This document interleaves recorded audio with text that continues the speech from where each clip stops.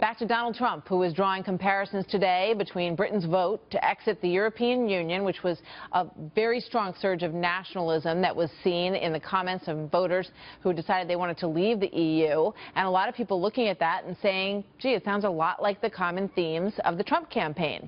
Watch. People want to take their country back.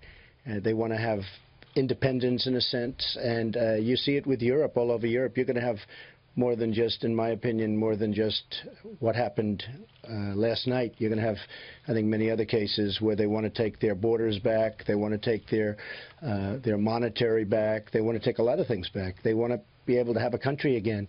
So I think you're going to have this happen more and more. I really believe that, and I think it's happening in the United States. Marc Thiessen, fellow at the American Enterprise Institute and a columnist for the Washington Post. He was a speechwriter for President George W. Bush and is a Fox News contributor. Marc, good to have you with us today. Good to be with you, Martha. You know, I mean, it feels like everybody was so shocked by this, and yet the sentiment that people expressed for why they wanted to leave the EU really sounds so familiar to those of us who are covering this campaign and experiencing this campaign here in the United States.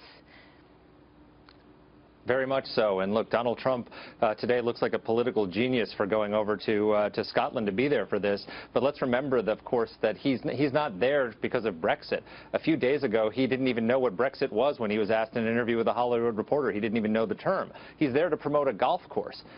So it was serendipity, not strategy, that brought him there. But now that he's there, he's got this perfect backdrop to make the case that essentially that the themes of his campaign have been validated by the British voters. And he's kind of got a point. I mean, the Brexit vote was essentially a revolt against open borders and a revolt against the elites. There was what drove the Leave campaign was a sense that the European Union had opened up the floodgates and to a wave of immigration that was fundamentally transforming the country, and that their leaders in Brussels and in London completely didn't get it.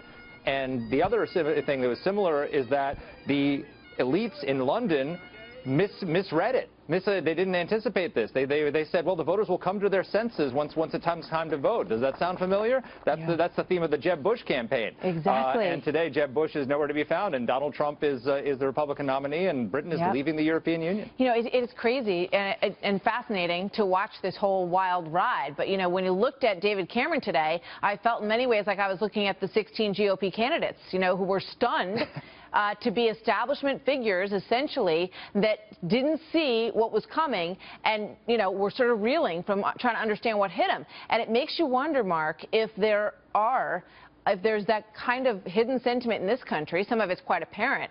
But, you know, they said people didn't want to admit that they were voting to exit the EU because they were basically slammed as being racist and, you know, other horrible things that they were called. So they didn't want to admit it. But when they walked into the voting booth, that's exactly what they did. Do you think that we may see the same thing happen here in November?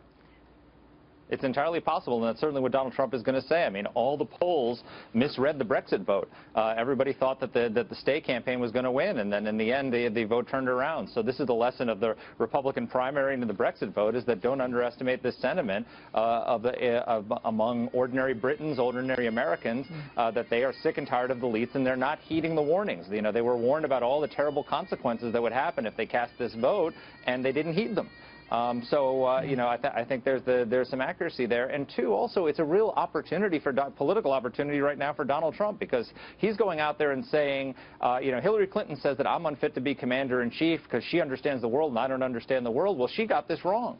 And Barack Obama, he threatened the British people that they would be at the back of the queue, back of the line, if they voted for Brexit for a U.S.-British trade agreement. Well, Hillary Clinton keeps saying, and Trump said, they'll be in the front of the queue with me.